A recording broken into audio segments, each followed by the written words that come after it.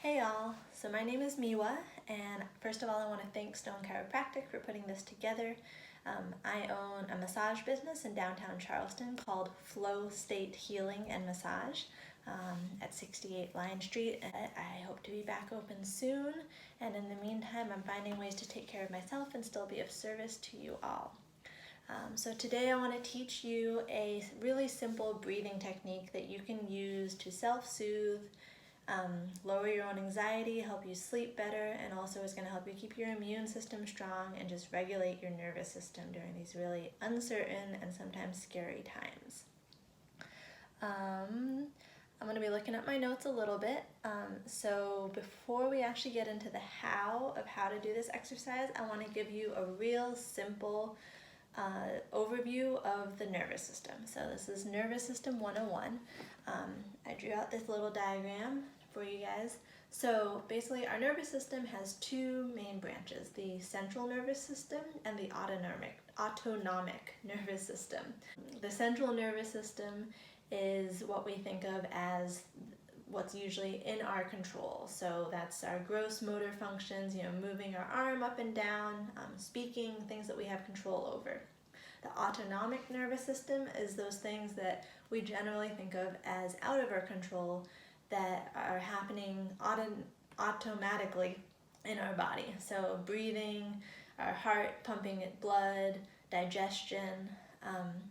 So we generally think of these things as not in our control, but the breath can actually act as a bridge between the central nervous system and the autonomic nervous system. So through our breath, we can help to regulate those systems in our body that we generally think of as not in our control. And in the autonomic nervous system, we have two branches, the parasympathetic and the sympathetic. So the sympathetic we generally think of as that fight, flight, or freeze response. It's when our adrenaline gets pumping, it's when we feel scared or threatened, it's when we're anxious, and it serves a purpose, and we need that sometimes, but if we stay in that red zone all the time, it wears us down. It wears down our immune system. We aren't able to sleep and get the rest we need. So we want to most of the time be more in our parasympathetic. That's our rest, digest, and repair mode. I like to call that the green zone. So in that green zone, our cells are doing what they need to take care of themselves. They're repairing, they're getting rid of toxins, they are resting and repairing.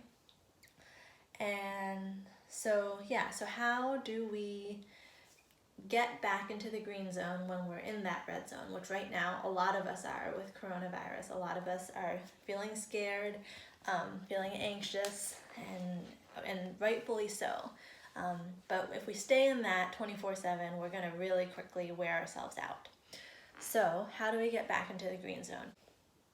So let's talk about belly breathing. So our diaphragm, which is this big muscle that sits at the bottom of our rib cage, is our primary breathing muscle. It is the muscle that we are supposed to be using for our breathing. And it is, I like to think of it like a balloon. So on the in-breath, it is supposed to go down, and basically you can think of it as inflating our chest cavity and our stomach like a balloon. So on that in-breath, our belly should be expanding out. And then on the exhale, that balloon gets deflated. We blow the air out of that balloon and it should contract, and it comes up into our rib cage, pushing the air out of our lungs and also bringing our stomach in. So that is how we are supposed to breathe. That is how most of us breathe when we're born as a baby. But many of us, by the time we reach our adult lives, we're breathing more with our chest. With each breath, we might be bringing our shoulders up and using these muscles, our traps, and our scalenes and other muscles, and that's creating a lot of tension in the chest. So, what's probably the most common complaint I get in my massage office? It's clients coming in saying, my neck and shoulders hurt. And a lot of that is sometimes from improper breathing, or it's from unneeded tension being held up here with our shoulders inching our way up to our ears, and some of that is reinforced by the way that we are breathing incorrectly, that we're breathing with our shoulders, with our chest. So we want to bring that breath back down to our belly. If you're doing belly breathing correctly, your shoulders really should barely move at all, and your chest also should barely move. All right, so I think that's all I want to say to set the stage for this exercise, and we will jump into the how to do this. So belly breathing. I want you to start by putting your hands on your belly. Find a comfortable position, sitting cross-legged, maybe on a meditation pillow or in a chair, or even lying down, but put your hands on your belly and just take some natural breaths. Just see how you're breathing right now. Notice when you breathe in and you breathe out, do you feel any movement under your hands? Does your belly rise and fall? Or are you breathing more with your chest? So, once you kind of get a feel for that, I want you to try to start bringing your breath more into your belly. It's going to feel really unnatural to some of you at first, and that's okay. So I want you to, on the inhale, try to push your hands out. You're expanding your belly like it's a balloon. On the exhale, you're contracting your belly in, like you're releasing all that air from the balloon. I'm going to turn sideways and show you this a couple times. All right.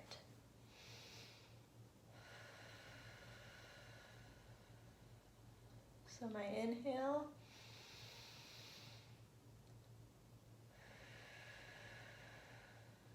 and my exhale. And I find it easiest to breathe in through my nose and then exhale through my mouth. And on the exhale, I like to pretend that I'm breathing through a really small straw.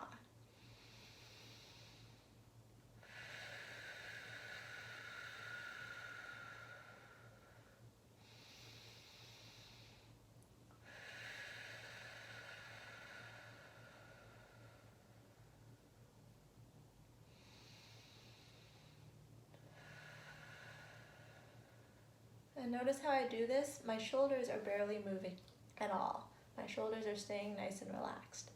But my hands are subtly moving out on the inhale and in on the exhale, okay? And another little detail of this is that each time we do this, we are massaging our vagus nerve. And our vagus nerve is one of the key nerves to regulating our nervous system. And more specifically, through that vagus nerve, on the exhale, we are upregulating, kicking into gear, that parasympathetic, the rest, repair, and digest. So once you get a little more comfortable with breathing into your belly, the next step is to try to extend that exhale. So try to make your inhale maybe 4 counts and your exhale 8 counts long.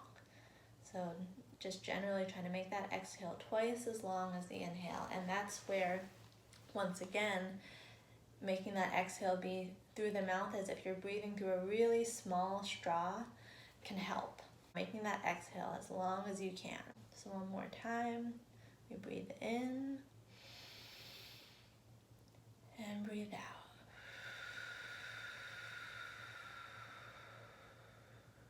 Breathe in, breathe out.